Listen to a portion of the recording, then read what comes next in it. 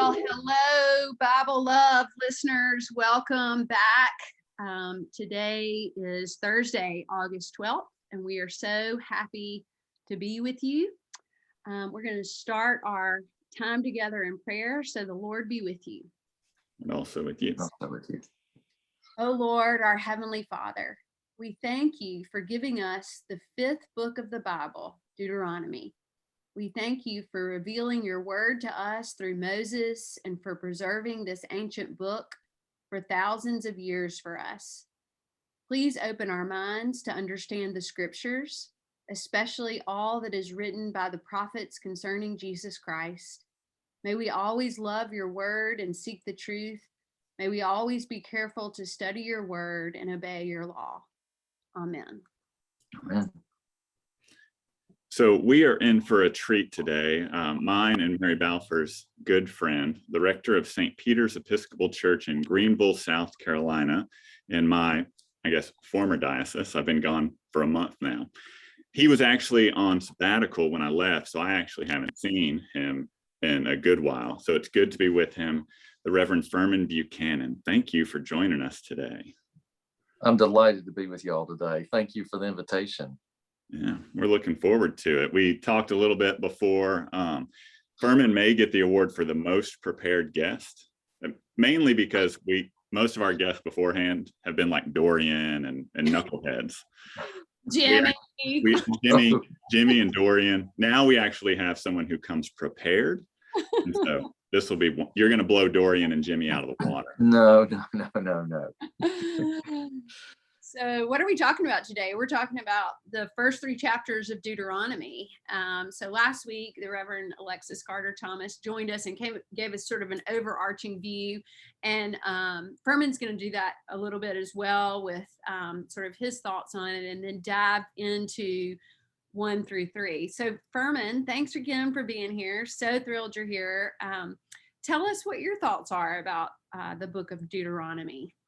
Well, thank you. I hope this does not overlap or become redundant with anything from last week. I like to start with just thinking about what is the book about in general, and the name gives us the hint there. I sort of maintain that most people know a lot more Greek than they realize. It just kind of masquerades in other words, but Deuteronomy, it tells us what it is. It means second law, or copy of the law, or modern parlance version 2.0. Do, as in deuce, two or second, and nami or nomos, law. So this is the way I sort of think about this is when you're going to get onto the interstate, you need an on-ramp. And so for me, Deuteronomy is Moses' provision of an on-ramp for the people of Israel as they prepare to enter this promised land that they've heard about. Well, what does Moses do but begin this with this introductory section of 4 chapters? We're going to focus on 3, but he's going to look back as he's sitting there east of the Jordan, which is in modern day the kingdom of Jordan, and he's sitting there looking back over the span of 40 years after the first law was given down at Mount Sinai. Mount Sinai is much further to the south after they, burst out of slavery in Egypt. Also, in this book, it gets referred to as Mount Horeb. I think the writers and editors of the scriptures do this to keep us on our toes. They keep changing names on us and things. But, we know that Horeb name because was in the lectionary last Sunday, because Elijah starts out in the very far north of Israel, and he's running away from Queen Jezebel, but at some point it turns into more than just running away. He starts running toward Mount Sinai, which is according to the story from last week, 40 days walk for him. So we've come a long way. Moses has come a long way. The people have come a long way. And the message of God at this point, as we open up in chapter 1, is very simple. Go. Go forward. It's time to move on. Think again about that interstate on-ramp. It's a preparation for the next chapter. you see, these people have received two gifts, at least two gifts that are conspicuous. One was the promise to the patriarchs, to the ancestors, that your people will receive a land. And now we're at that pivot where they are on the cusp of inheriting this land. So it links up their past of their ancestors, and it unfolds their future, as a place to live and prosper and share. Furman, I love that. I want to talk about the on ramp just a minute too, because like I always am thinking how can we like relate this to our everyday life, but also when you were talking about that, like the on ramp is sort of like a safety thing too, right? And so it's almost like to look at your past is important as a safety fixture, right? To see, how did I do that well? What do I need to do different in the future? And I love that imagery that Moses was trying to give the gift of that. And I was telling Furman and Alan before we started, I'm reading this children's commentary of Deuteronomy, which is like my favorite new thing that I've ever been involved in. But it says that Moses repeated and reminded the people of their bondage in Egypt over 46 times in the book of Deuteronomy. 46 times. That's a lot of times of going, remember where you came from.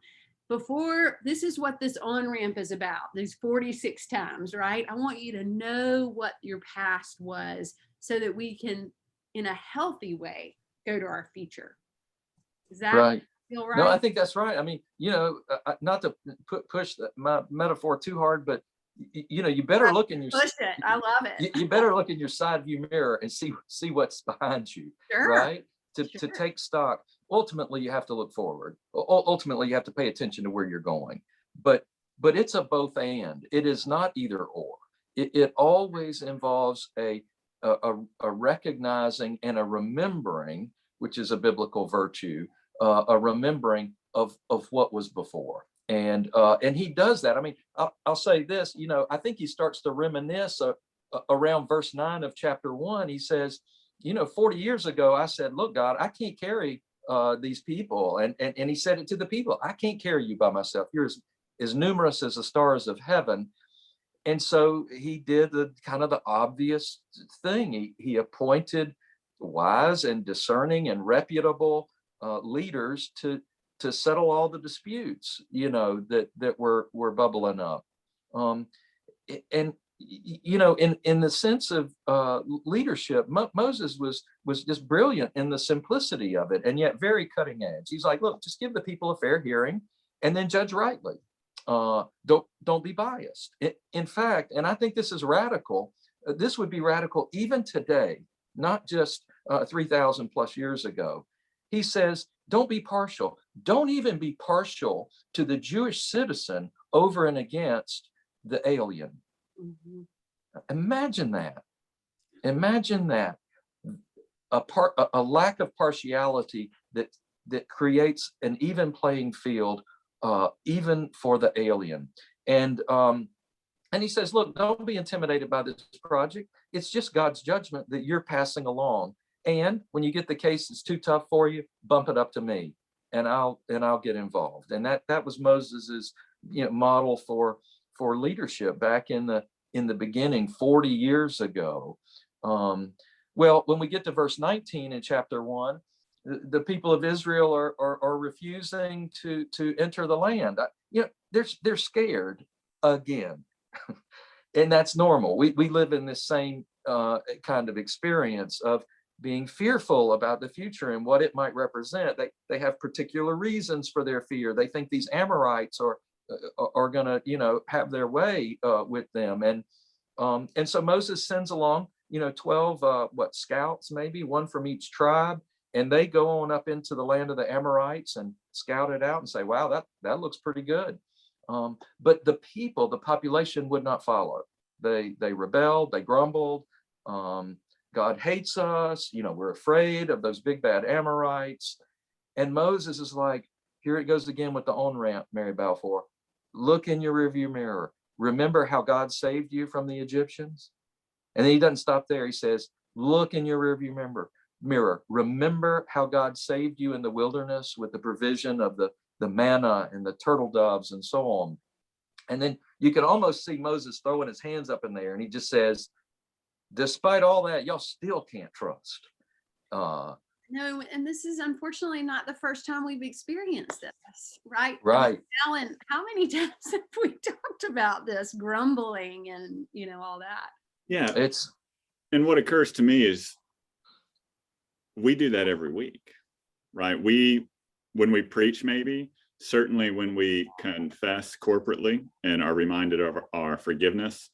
And every time we celebrate the Eucharist, we start that by saying, here's what God has done. We tell the story of salvation, because I, even as a priest, maybe especially as a priest, need to be remembered of that. And so we haven't talked about that, Mary Balfour, and all the times we've talked about how many times Moses had to tell the Israelites, y'all are forgetting what God has done. It's just now that it clicks with me. I have to remind myself of that every week. Yeah. So that 46 times is like no big deal. We do it. We do it 52 times a year. Yeah. right. What a great connection. And I think that is just unbelievably true. I mean, what do they say? It takes like 7 times for something to, it takes us Episcopalians 52 times a year, apparently, and longer, or anybody to be remember where God is in all of this. Right. I want to go back to Furman. You kind of glanced over it. Maybe because you don't want to be too edgy, I think is a word you used when we were prepping. Okay. You talked All about right. impartiality. I think that's pretty important, because we saw this in Leviticus, that there was provision set up for folks who aren't part of the tribe. So God from the beginning was setting it up so that there are some distinctives, right? And the people of God are distinct, but that there is provision made for folks who aren't that. And I think it's essential, because I also think folks who subscribe to various kinds of nationalism, they look to the Old Testament for support. Right. Well, don't look to Deuteronomy. Okay. Yeah, I think it's important. It's going to smack you. Deuteronomy is going to smack you in the face, because you'll be challenged by a God who says you are called to be generous to the stranger. Open wide your hand, he'll say later in Deuteronomy. Do not be so tight-fisted, and that's a direct translation, right? And so it's Deuteronomy is the book you probably want to skip if you want to keep all the goodies for yourself and your own people, right? The law. I mean, that's what Deuteronomy is. Right. So, I mean, I think it is such a good book for us when we really want to check ourselves, right? Right. For us to go in and dive in, because it's all here, and it is not sugar coated in any way. No, that's right. It's going to be challenging. Yeah. And that's okay. Life is challenging. Keep going, Furman. Are we in chapter 2 yet? Okay. Well, not quite, but okay. I mean, I can skip ahead.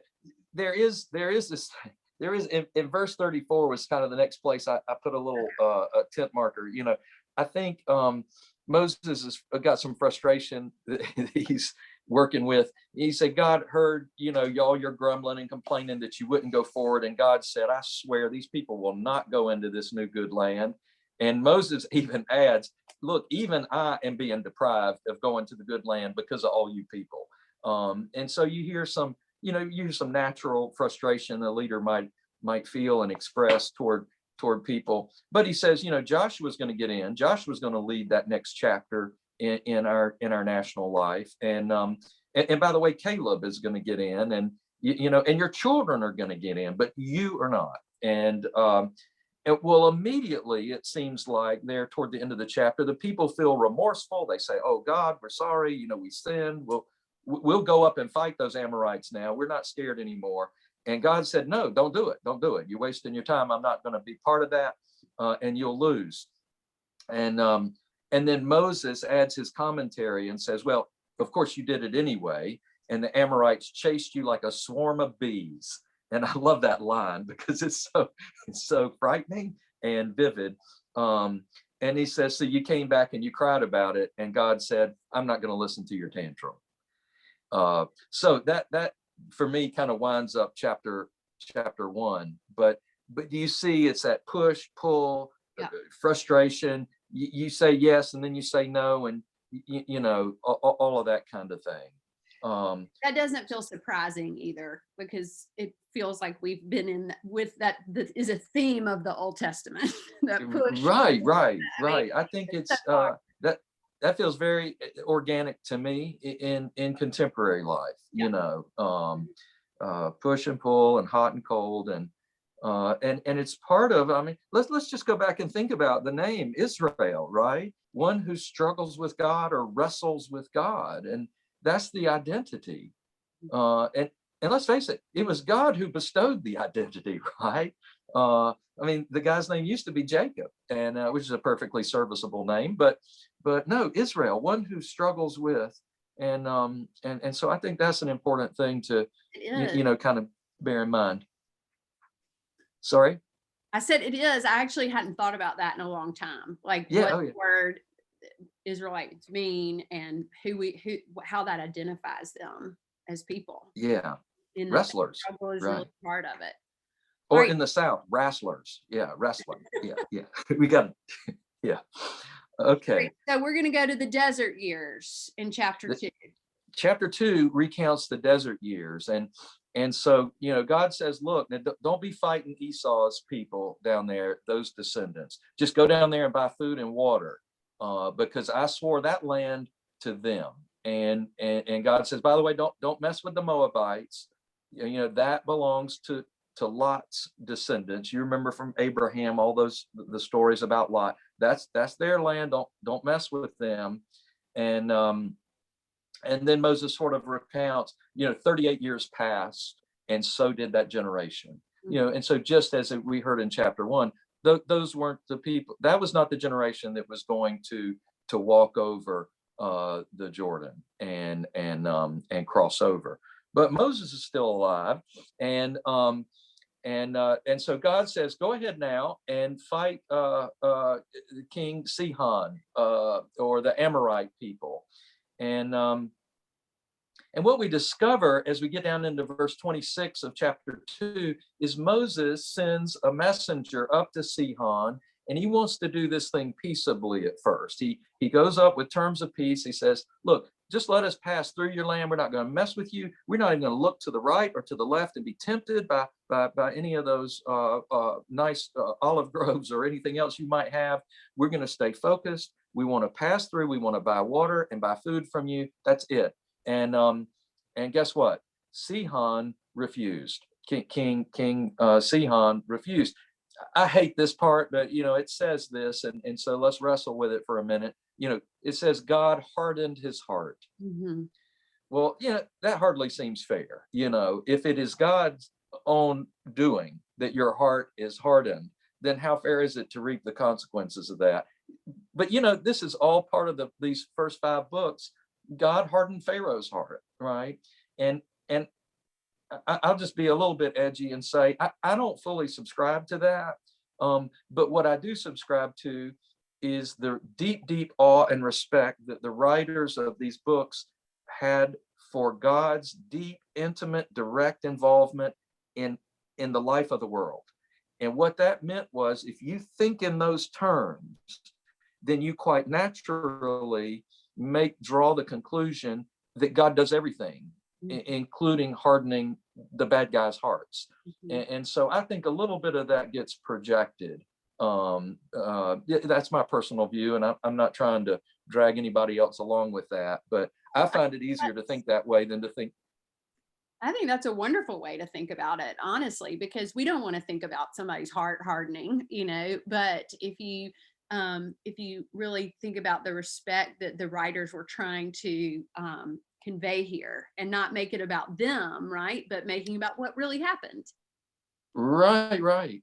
And so, you know, but I can't live with the idea of God as a puppeteer, right? Who you know, chooses to harden some people's hearts and destroy them forever. It just doesn't seem like a fair way to do business. Yeah. So, but whatever happened, Sihon did have a hard heart. He would not accept Moses's terms, and so God said, I'm going to give Sihon and his land to you. Go for it. And it was an absolute shutout. I mean, the people of Israel just had their way, and Moses said, we took all that land as far as Gilead. Anyway, so that's a little bit of what happens in chapter 2. Yeah. In chapter 3, go ahead. I'm gonna stop you. Alan, you wanted to say something about the hardening of the hearts. I could tell. No, I was going to talk about God's work and how kind of these ancient Hebrew writers perceive that, maybe, because you look at, like you mentioned, the spies, right? And we first get the story in Numbers about the spies going out. In that telling of the story, God sent the spies. In the Deuteronomy telling of the story, the people asked the spies to go. And so even they're wrestling with, is God doing it? Are we doing it? How do we know when we feel compelled to do something, if that's God or if it's us? And I think I wrestle with that. But if we think all work is God's work, then there has to be a role for God, but there also has to be a role for us, and we have to take responsibility, like you were saying. Mm-hmm. I believe that the Bible does speak in stereo about this, and some books and some writers and perspectives tend to put the accent mark on the importance of human action, and then other writers and editors and perspectives tend to put the emphasis on God's sovereign actions, and the people are not, their role is really not important. Let's face it, let's bring it all back to current day again. I think it's easy for us and our listeners to this podcast to easily fall too far off either side of that wagon. Mm-hmm. If we make it all about us to the exclusion of God's deep love and care for the world, then we're probably gonna run off the road. Likewise, if we make it all about God, then I don't have to do anything, because it's all God's doing anyway. And got to find that balance. Yeah, we're gonna have to incorporate both of those ideas, I think, in a faithful life. And I think that if we take a step back and look at this Bible more holistically, we're going to see that the Bible, in fact, does represent both views. And so it really is a both and. It is not an either or kind of a binary choice. Yeah. So. Well, my timer just went off, which means we have about 5 minutes left. So do you think we can just get the gist of chapter 3? Let's get the gist of it. Okay. Here's what I would say. The defeat of King Og of the Moabites basically unfolds very similarly to the way we just talked about King Sihon. Okay. The Lord said to the people, don't be afraid. You've got this. And it was so. And they did all that and took over there. Now, then Moses toward the end. So we're going to skip on down toward the end. Moses here at the end wants to have a little word with the Lord and to say, I prayed, Lord, only you could have done all this, made all this possible for our people. Please, please, please, let me just tiptoe across that Jordan and get over there and look around and just take it all in. And God said, nope, I already told you, you're not going. But you said you can stand on this mountain, Pisgah, and you can look to the west and the north and the south and the east. You can look all around you. But don't bring that subject back up again. And so it was that Moses got to look out from Pisgah. We don't know exactly where Mount Pisgah is, but I'll say this, kind of trying to wind it down. Several years ago, I had the great privilege to take a group from St. Peter's to the Holy Land. And we traveled throughout Israel, but we also took a journey to the Kingdom of Jordan and visited several places there. And we got to stand on Mount Nebo, which, may be Mount Pisgah, but in any event, it would be the same mountain range.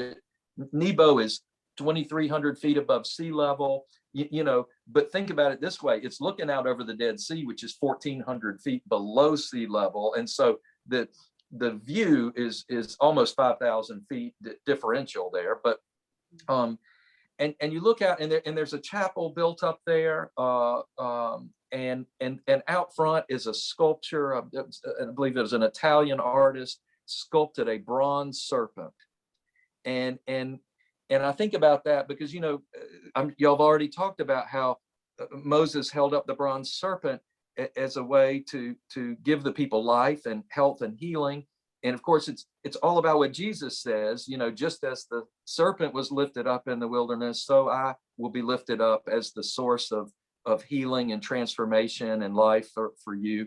And so there's a sculpture right out in front, and you can stand there under the shadow of this modern but beautiful sculpture and just look over to the west and just think about Moses and think about those people who longed to finally inherit the land.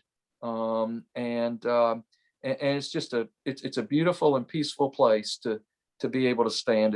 It's one of the memories that, you know, one of the strong memories I carry forward. And the fact that we do pass on the baton. I mean, Moses passes it on to Joshua and says, all right, go, you know, it's your job to do this next, and all. But yeah, so maybe I'll pause there and see if that is a wrap. That was awesome, Furman. Thank you so much. I felt like I was just in one of your Bible study classes learning from you, and that was amazing. Alan, what do you think? Yeah, I think that idea of passing on the baton, number one, the Olympics just wrapped up. But I think we who, as clergy leaders, other folks who help lead and guide congregations, lay leaders and all that, this is instructive to us that we aren't building something for us to enjoy. We are building something to endure. Right. And that's what I take from this is Moses is coming to the realization that all of this effort is going to be for someone else to walk through the gates. And I think that's our role as leaders of faith communities. Yeah. All ministry is interim ministry. That's right. And Yeah. what a beautiful thing. I mean, Yeah.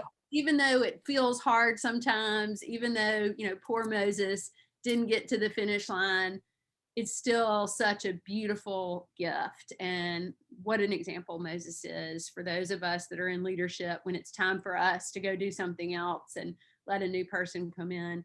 I learned a ton today. Furman, I'm so grateful for your time. We love you, both Alan and I do very much. And listeners, we love you, but most importantly, God does. Well said. Thank you.